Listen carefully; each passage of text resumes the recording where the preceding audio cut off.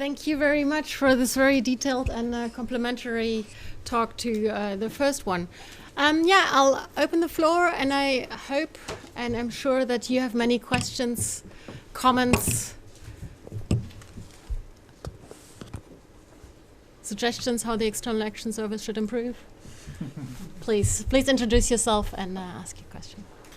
My name is Thijs de Kool, Dutch, for Trade Association in Brussels. One of the things that was mentioned, I think by Mr. Obertur, the developing countries would be helped by developed countries. And I've followed the reception of the outcome of this conference in the Dutch parliament a little bit. And there one of the parties has already thrown in the gauntlet and said, how will that financial assistance work to developing countries? Will that financial assistance be part of the already budgeted ring-fenced money for them, or will it come on top of that? Mm-hmm. Isn't that a rather big issue for or the developed world? I think we have an entire hour.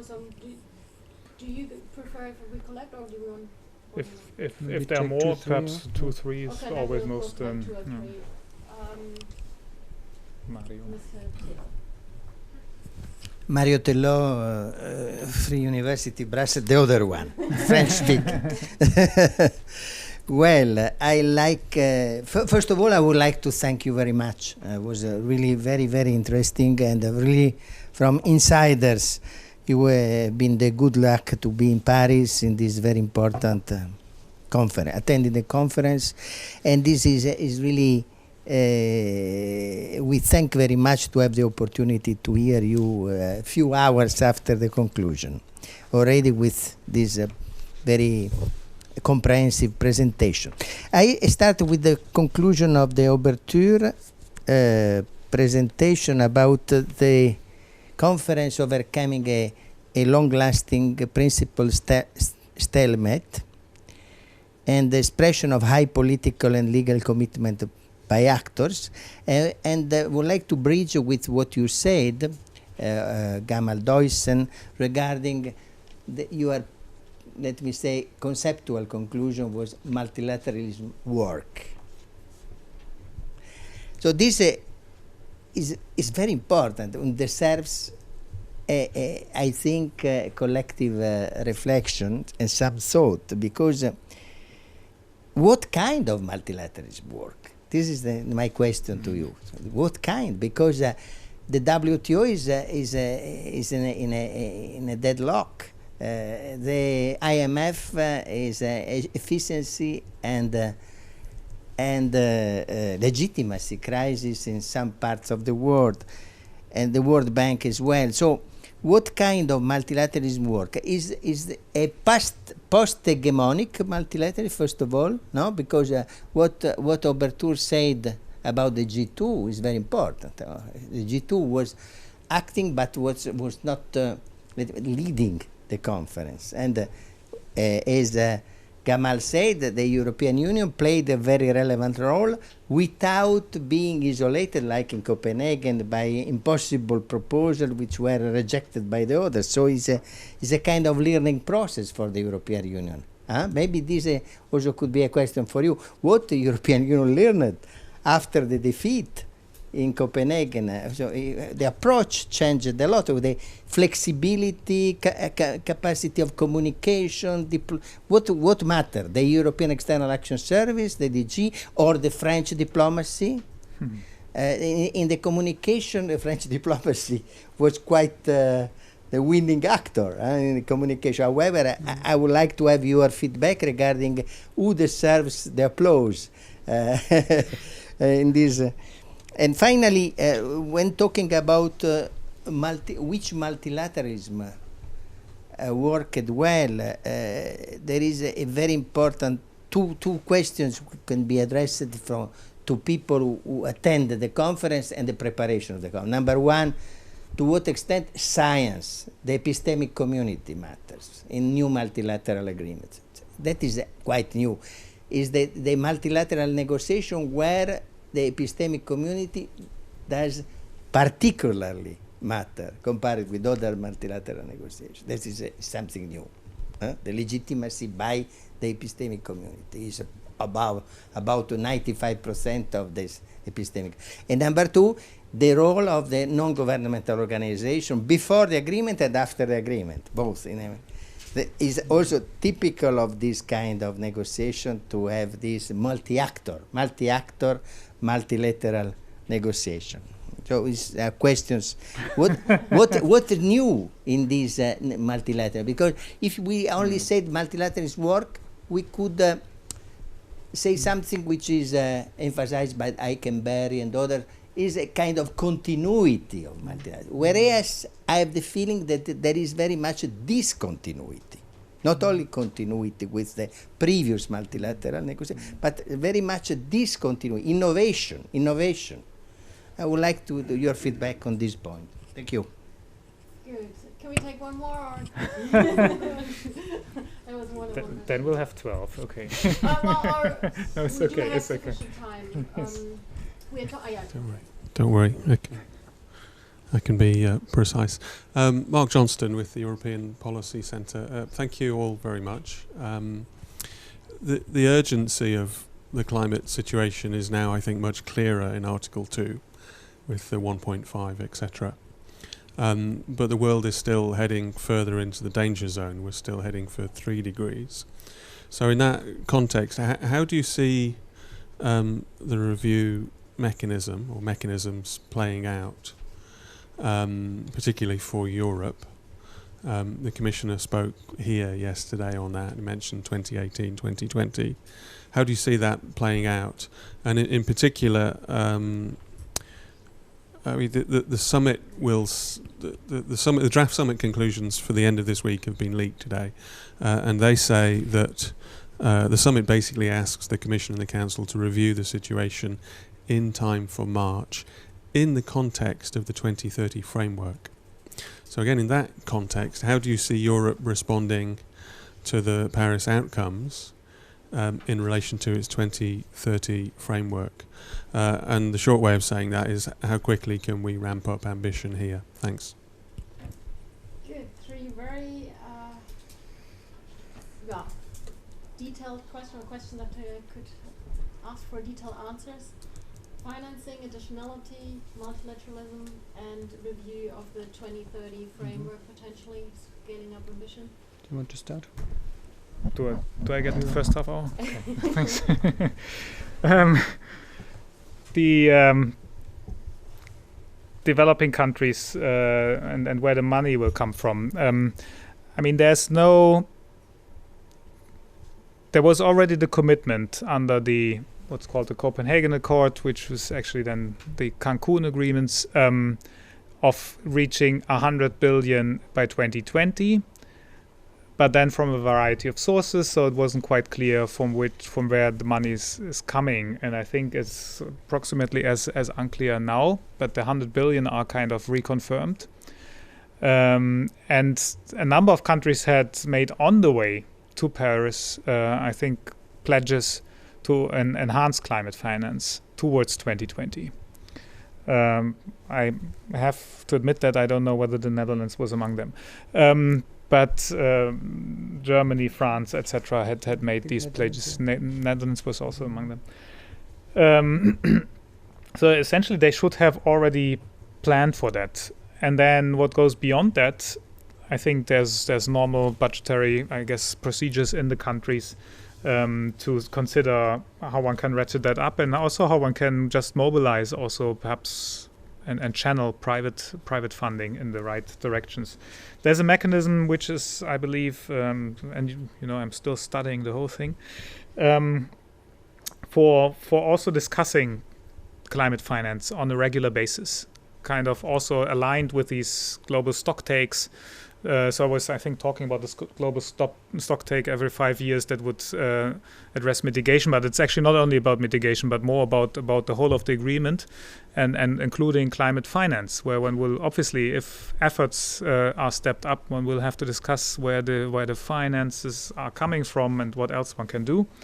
So in that sense, I don't know exactly what you were after. If you were after like what are the immediate budgetary consequences, they are not that clear. But I think countries kind of need to get going in structuring their domestic processes so that they're prepared for 2018, 2020 when it comes to that kind of stock take, that they also know what to say and what to bring to the table for climate finance. I guess that would be that. Perhaps then I take first Mark's the review mechanism. As I mean, you heard the commissioner. It seems that upgrading the 40% for 2030 is not really on the cards at the moment. But it also has this at least in front of it, right? So that would be just my personal assessment, would be that we have focused in the past a lot on these numbers. But what actually also the agreement now says is that take domestic measures. So what I think we can also only get to additionality where member states, other actors, and that links up to NGOs and business and all these international cooperative initiatives actually deliver more reductions than the states have planned for, where we focus also on the implementing measures and say actually the renewables framework needs to be right, the effective energy effectiveness framework needs to be right, and all that, and that will all be on the agenda in the coming year, as we know, on the European policy agenda. And if all that is kind of clearly set out so that we achieve at least 40, then I would be very hopeful that with all of us making an effort in all kinds of contexts, that will in the end aim for 48 or 50. I guess it's just at the moment difficult to see with the current political situation in Europe how a debate about 40 or whether we should make it 45 would deliver results quickly. But I see that you would, let it rest for the time being and focus on the real measures that will bring the reductions rather than discussing the reduction. But that would just be my personal. I think it's still a fair question because the legislation is on the table. Yeah. At least some MEPs will propose very short, simple amendments next year to change the parameters. And there are lots of parameters to think about, including what to do about land use and stuff. So there's a number of things to consider where one can play with different, but that you change the headline figure of 40%. I don't know, but I think it's the general sentiment that is coming from that conference is you think about doing more, not about doing less, right? I mean, that's kind of in whatever form you do that. So I think that, and then Mario's very, very interesting. Actually, I'm also wondering, I'm still thinking, perhaps first on the French diplomacy, I think there can be no doubt, and I assume that Olaf will agree with me, that had an enormous impact. I don't think without the French there would have been this kind of Paris Agreement. If you just compare the two hosts of Copenhagen and of Paris, just kind of day and night, and they have played it so well. Was really a very tough game to play, and I've never seen, I haven't seen so many treaties emerge, but kind of from something that can really not be called a draft treaty towards really getting a treaty at the conference. Also that kind of work and keeping everybody on board and listening, and so it's that was really remarkable. But what kind of multilateralism do we have? I think that requires some more analysis, because I also feel, and I also said, it's a new framework, and it's not only a new framework because it's now all the countries, but it's also a different way in which countries are engaged. There's a different way in which the whole system tries to reach out to non-governmental initiatives. And I don't have the right concepts and words yet for it, and I need to analyze it. But it's what you say. It's not exactly the same animal of we agree something, then we implement it. It's something more fluid, of perhaps new modes of governance. Kind of goes in that direction of more fluid, more managing a process, and you may have ideas on how to capture that exactly in conceptual terms, but I'm still thinking about it, and we still also need to see how it evolves then in the practice to see whether, but one could get the idea that this is indeed a new animal of multilateralism, I believe, but you will have an opinion also. I don't think I will be able to define the animal yet, but I'll try to give some thoughts as well. And also there's my colleague Pascal Delille, who's working with me on climate diplomacy. So if you want to come in on some of the issues, you're most welcome, because as I said, we're still digesting what happened. And to start with the kind of multilateral question, I think one thing that is very obvious, but I think it should be still stated, is that even if you look at 2009 and 2015, just 6 years later, I think that you have a complete, let's say, global awareness of the importance, or let's say the impacts of man-made climate change has changed. And of course that facilitates the whole process. This gets then very different voices. I mean, to the scientific community, it's not new. I don't think it has so much developed on certain details, but that there's the impacts of man-made let's say impacts on climate change is clear. But I think this facilitated, of course, the whole process. Also, it put a lot of pressure from the outside on it, that you have all these activities, you have civil society who's doing already their share, or as Sebastian Obertür said, you have big initiatives of mayors and cities all around the world who are going already much beyond what actually now states are kind of agreeing as a kind of a baseline. Or you even have the private sector partly speaking about this shifting of trillions. There's these alliances of investors who say they're kind of divesting from fossil fuels. So I think all that is a kind of a favorable environment for the multilateral process. So now, what type of multilateralism worked there? I mean, I still find the whole process, having gone through it over a year, still, let's say, very, very complex. If you think like how often all these people have met just in the last 12 months, from 196 parties coming together in Bonn, Geneva, Peru three times in Bonn throughout the year, each time more than 5,000 people. So all this kind of process, you could say it's a kind of a process of familiarizing with each other, with all the advantages and inconveniences that has. Partly it becomes a very opaque system where you don't get anything in. At the same time, you have a certain kind of confidence building because you know these people. So it's not as that. I think this is very important, and where the French also kind of played their diplomacy very well by basically including everybody in the room. Now, you always have, let's say, a couple of countries who are not happy, but you didn't have a big coalition of countries who basically felt excluded, be it by G2 or be it even by, let's say, a majority of 100 countries. So you didn't have any bloc that felt that. So I think in that sense, multilateralism kind of worked. Now in the implementation, we need to see how that goes. I mean, this is kind of my first personal thoughts on that. On the actual, a little bit to your question on the kind of developing, is it additional money? I mean, this is the whole question. There's this kind of baseline, if I may say so, of like 100 billion, where the question is in how far is that development money. For the developing countries very much say there needs to be additional funding. Then, so this is, let's say, an ongoing discussion that where the overall thing, it wasn't kind of solved once and for all in Paris. But the major question now, I think, are the major changes that you send signals to the private sector, to initiatives, that there is a kind of, that we're basically entering a kind of a transformative stage of our economies and all that. How fast that will go, that's still the big question. But this is now where we, from a diplomatic point of view, are trying to push that this process kind of goes faster.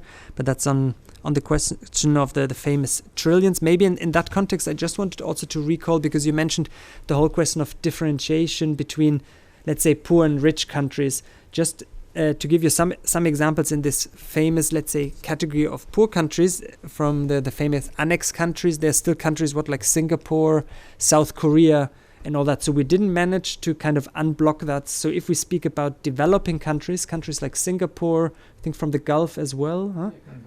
Qatar, Saudi Arabia, they're in the category of poor countries. And this was, let's say, one of the aims of the EU, which for various reasons we haven't managed to unblock, but it's basically a categorization from 20 years ago with all the implications, because of course the developing countries say, okay, you're trying to get rid of your responsibility, putting on others' shoulders, so you have a lot of kind of discussions, but I think this is something fundamentally where it's not possible that you can write something once in stone, because you might also have other countries who will get poorer and who find themselves still in the kind of rich category. But that's, let's say, an overarching discussion that we haven't solved in the climate negotiations and not in other multilateral negotiations, neither this dichotomy between developing and developed countries. There were some ideas. For example, Brazil made some very constructive suggestions of speaking about concentric circles, saying let's not speak about, let's say, black and white, but have circles where countries are kind of moving up and down. In the core, you have, let's say, the richest countries who contribute more. At the very only up. Okay, yeah, exactly. in a best case, the whole world gets better and richer every day. But basically, that was more kind of also a dynamic system. But this is still something ongoing, where hopefully in the next years we get something on. I mean, on your whole question on the 1.5 urgency heading towards 3 degrees there, I think it's for me it will be a very tricky turf, because we're speaking more about EU climate policy than EU climate diplomacy, where the advantage is that the diplomatic side, we're kind of taking the policy and then bringing it out. So there, honestly, I couldn't say something apart. I think it was, were you involved in our climate diplomacy action plan to make it public, which was actually a very good, were you involved in that? Because I think putting it on my blog. Yes, exactly. So thanks a lot, because actually, honestly, this helped us a lot, because we were not able in the beginning to share it because it was not a public document. But I think you refer to a kind of reference that it should be a public document as EU policy. And honestly, I really mean this. I'm not just saying that now. It made my and our work easier, because otherwise people were saying, what is this famous climate diplomacy you're referring to? So people could actually link to it. And it was part of public diplomacy as well, to have people taking up some of these elements, kind of referring to that and basically doing part of our job, because they had a reference framework. So that's just on the sidelines on that. So Pascal, I don't know, do you want to come? With pleasure. Maybe it's the microphone. Yeah. Because maybe you can add on some of the elements as well. Thank you. It's such a rich discussion. I wouldn't know where to start. Maybe to start with multilateralism and differentiation. What has changed this time? Because we're speaking of binding treaty with money involved, means of implementation more generally, money, technology, capacity building. And what changed the deal is really the fact that we entered into a funny schizophrenic situation last year, when de facto we got into the situation where, unlike in Copenhagen, big emerging countries, China, the deal with China and US, for instance, were starting to get on board and invited other emerging and developing countries to build the INDCs. And INDCs are by nature differentiated. They are nationally determined. It is differentiation, it's self-differentiation. So in a way, we were going on a track that was a track of soft differentiation and getting on board of this multilateral process. On the other side, we had this very strong discourse by the head of G77, South Africa, that we wanted a very radical view of differentiation, especially on finance, but not only on finance, also on transparency, also on the cycles and all of that. And so the situation in Paris was very bizarre, because we had countries that were very active with interesting INDCs. China and others are very involved in South-South cooperation, for instance. Also, they are providing climate finance to all the parties. But at the level of discourse, they didn't want to be part of it. It had to be voluntary and absolutely not obligatory. And so I think that we had the ingredients for an interesting deal in Paris. And so because we had the big emerging that were on board, the US needed China to be on board, otherwise the US public would never accept to make any effort if the country that is now the biggest emitter were not part of it.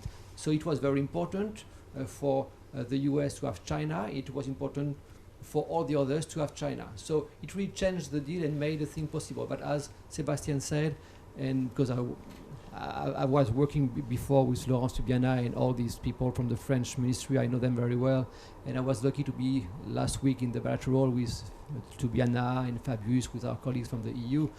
They played a key role. I mean, we wouldn't have had a deal like this one without a very good and agile presidency of the COP. Because if you were listening to the debates in the different rooms, in plenary, or they had called it in Daba, which was a South African term for having basically a head of mission +1, everybody was repeating their positions, but a few. Among the few, you had Europe, you had ILAC, and a few others that were starting to say, well, we could compromise, and the others say, no. So if the presidency say, well, I'm sorry, there is no consensus, or let's project the text and work together, there was no solution. So basically the French presidency managed to give not only the feeling, but the reality that all parties were listened to, were heard, but at the same time, the French presidency ended up writing the text, which is not a party-owned process. So they had to do both at the same time, and as you've probably noticed on Saturday lunchtime, when Laurent Fabius said, I'm going to present the final version, I hope it is going to be good, here is what's in there and all of that, and in the morning he had consulted again with all the major parties. Commissioner Cagnette and our minister from Luxembourg were with him 1 hour before, saying, well, your red line is safe. He said the same to others, but you will see the text later. Everybody applauded, and basically everybody applauded the presidency. Ban Ki-moon made a nice speech before anyone had seen the text. It was a big confidence, huh? And our colleagues from the EU delegation, so we all rushed to get the text and read it, and we were with all the ministers and all of that.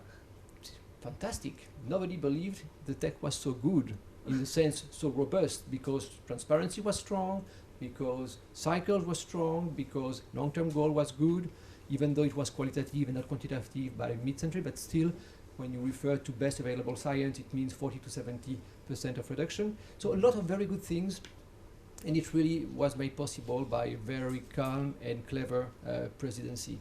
I say he's paying me, so I have to say that. And maybe one word on finance, because indeed it's there is this 100 billion from Copenhagen and Cancun. As Sébastien said, it was very well. It's written clearly that variety of sources: private, public, bilateral, multilateral, and all of that. So it means that when companies from developed countries invest in renewable in the south, or in climate-proof urbanization, public transportation, and all of that, you can try to measure what these flows of money. And the report by OECD and CPI recently tried to get a kind of internationally agreed, through OECD, International Bank, agreed on a methodology to say what we count and what we don't count. And we would be right now around $62 billion by 2014. And so the idea is not necessarily aid money, because it could not be aid money. But still, for instance, if it had been in the agreement that countries had to commit to that, if you've got a shortfall, there would be a dot saying, we will only reach 90 billion, 990 billion in 2020, and we had signed for 100. Where should the 10 additional come from? From public money or not? So it was kind of a key point.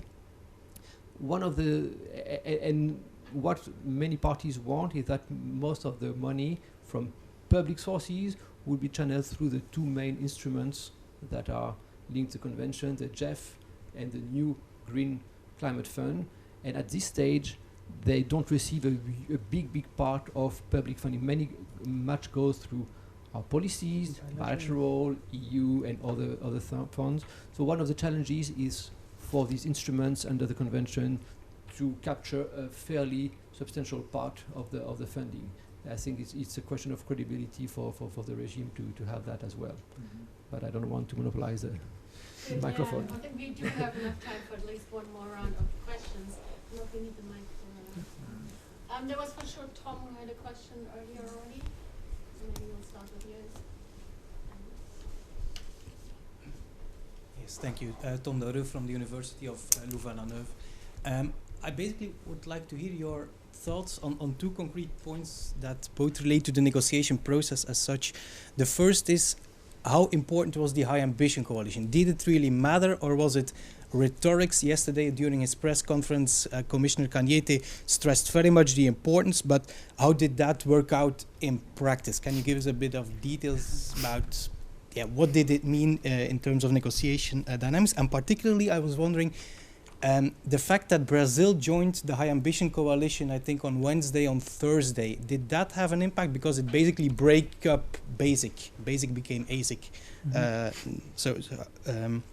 Do you think that mattered? And secondly, a lot of the people who intervened referred to the quality of the French COP presidency.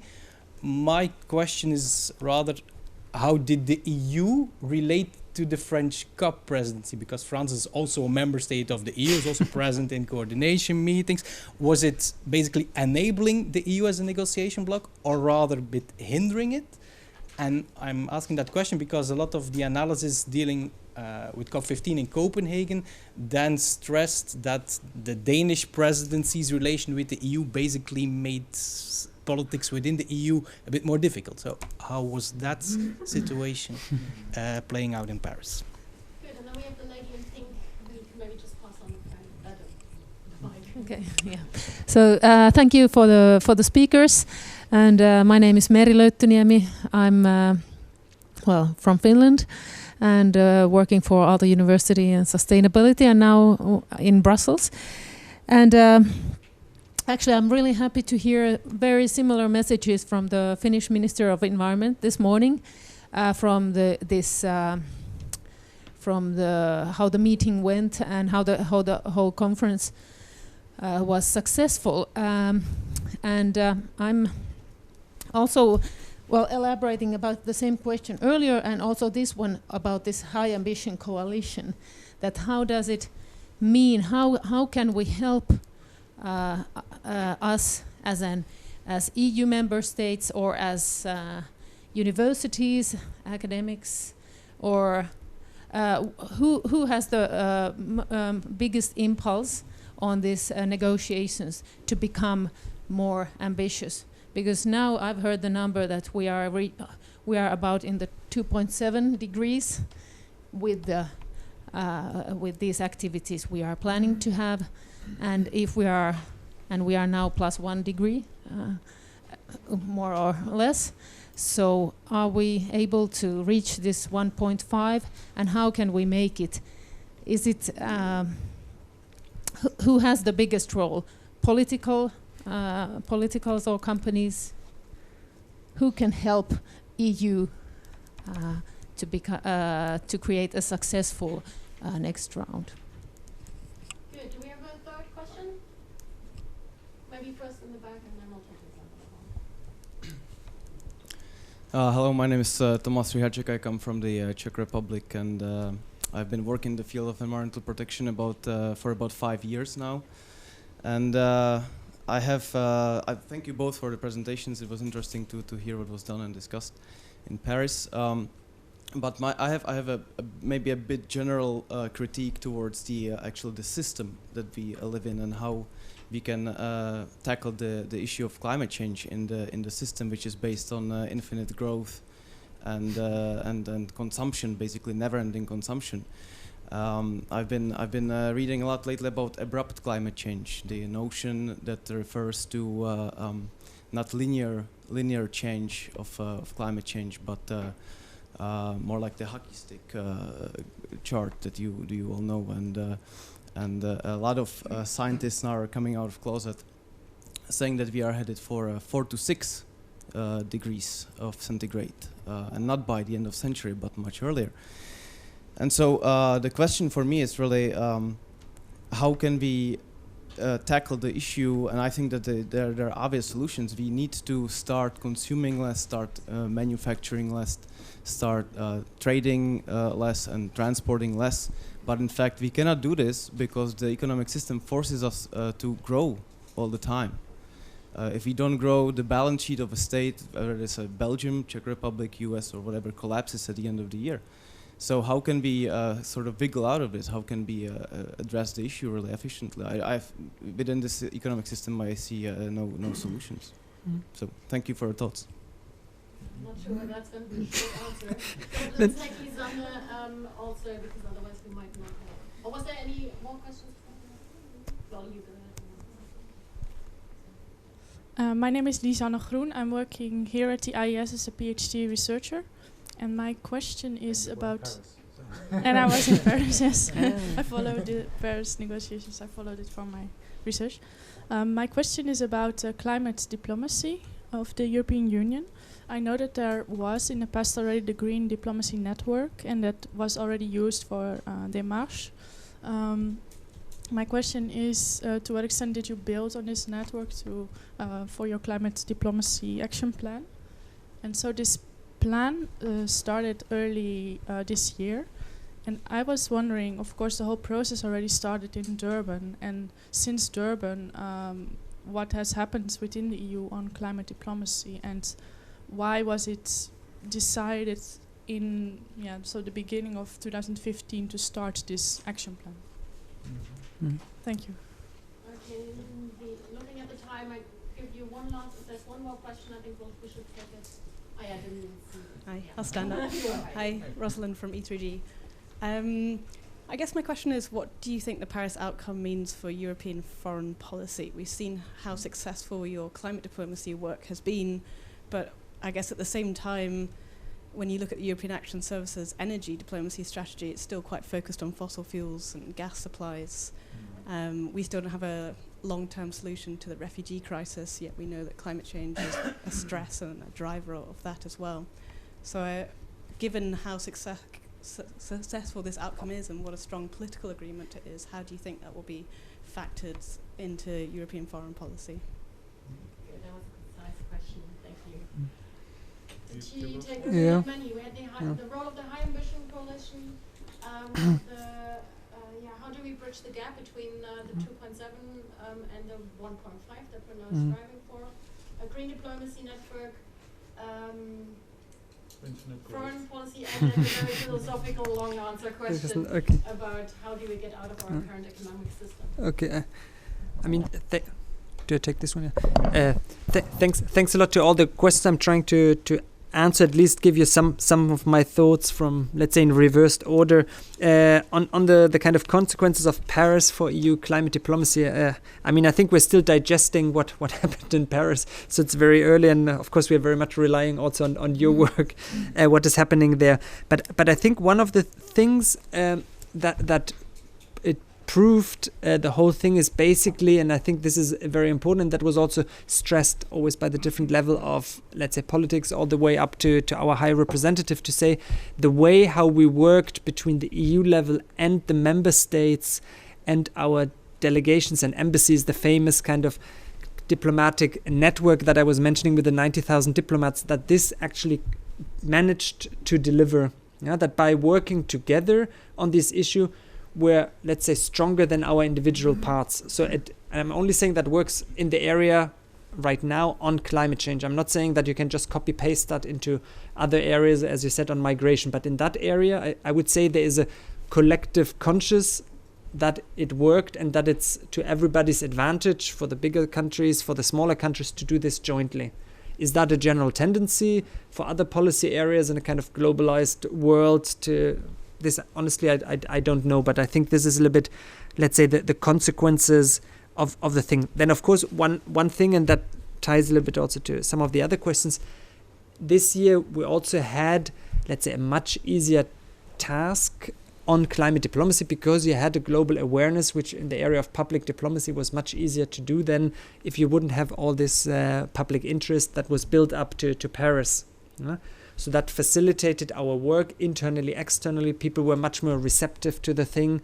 That's also, I mean, the question, okay, what can you do as a member state with all the different things that there was, the famous kind of, let's say, the global awareness is there. So people were actually interested in the subject. If you organized an event, people were actually coming. It was not just something of some geeky green people that did that. It had a kind of it was kind of mainstream this year. Hopefully it will stay, but this is also now where we're very hard working on, and the EU collectively, to keep it very high on the public agenda by raising it again and again, and it's not just solved by having an agreement.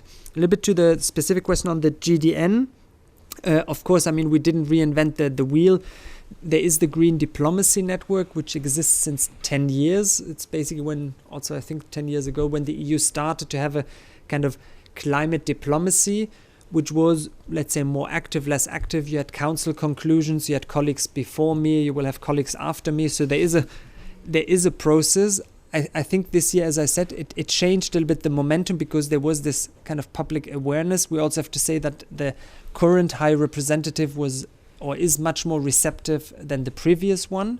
So it was also for us easier to get it into a Foreign Affairs Council as an info point than to mobilize our colleagues to get her sent together with the commissioner. I mean, it's practical things, but in March, we prepared a letter that she sent to all the EU ambassadors around the world saying, okay, this year I want you to do this. And of course, this helps then us to do that. I think 2-3 years ago, that would have been impossible because they said, okay, look, why should I send this letter? And I'm not sending it on counterterrorism or other things. So all these things kind of helped us on the kind of the Green Diplomacy Network. To your question on the question of indefinite growth and less, I mean, the problem or the good thing is with that, this whole discussion going on, it goes much beyond climate. It's the whole question of climate justice, of a new economic system. You have Naomi Klein who writes This Changes Everything, kind of capitalism versus climate. But I mean, I can only give my kind of personal opinion on that and not, let's say, how the EU stand on that. But I think the important thing is that we enter into a kind of a transformational process, and how quick that will be. Honestly, I don't think that depends on us as kind of the diplomatic community.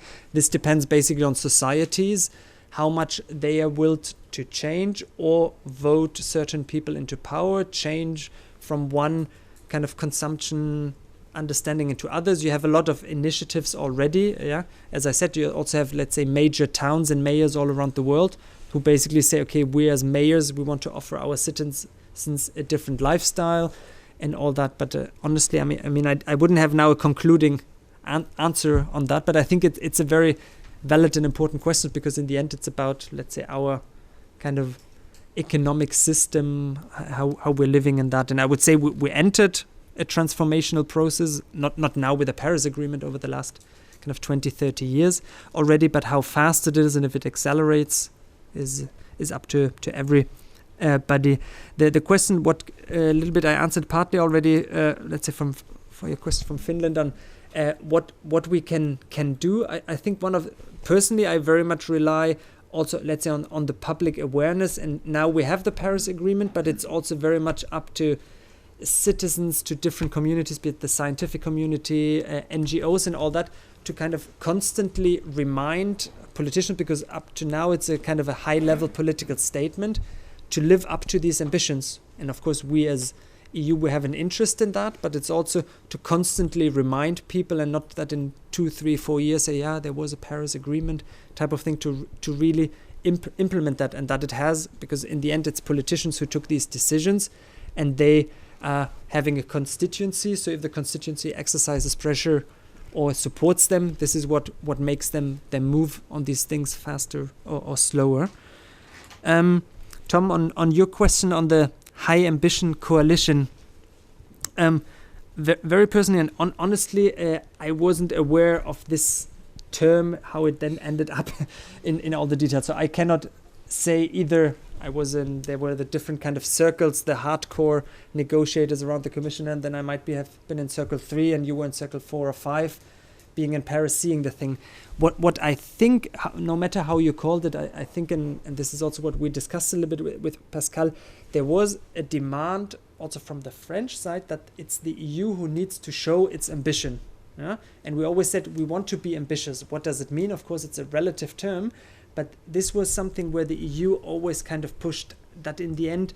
How it crystallized, if you call it high level or high ambition coalition or something, I think this is of less relevance, but I think there was a strong understanding of the EU that we always said, okay, yeah, we want to be ambitious, we're at ourselves, but we need to kind of pull other people with us, because otherwise we find ourselves as a kind of illusionist small group, and in the end we're a small part of CO2 emissions. So if we don't get China, the US and all these on board, it's a nice agreement, very ambitious, but it's not kind of carrying through. Huh? So I think that was, if I say about the high level ambition, and also kind of the French were expecting that from the EU being part, as you said. I mean, my personal perception, I think it played very well between EU and France. I mean, sometimes, of course, it was a little bit that you say you have a meeting of all the ministers of the member states in the room, and of course you also have the French minister Ségolène Royal who is in the meeting, and then the EU says, okay, what is our strategy towards the French presidency when we meet them, while somebody from the French presidency is already in the room. Yeah? But I think it was, in that level, it played very well, because there was a kind of division of task. I think it was also very important that the French throughout the year very clearly, sometimes it was almost ironically that they didn't participate very actively in all the internal EU coordinations. The French representative on all the levels said, yeah, as you know, I'm now part of the upcoming presidency, so we have to have a more neutral stand, which I think was very important to be also kind of that the whole world community would accept them as a kind of a neutral, let's say, diplomat in the area, not perceived as, okay, they're just, let's say, the long arm of the European Union. I think by now you know my name, so. So this is a little bit, let's say, on the high level ambition, and then of course that countries like Brazil, the US joined is very important. So this, let's say, is my take on some of the questions. So Sebastian.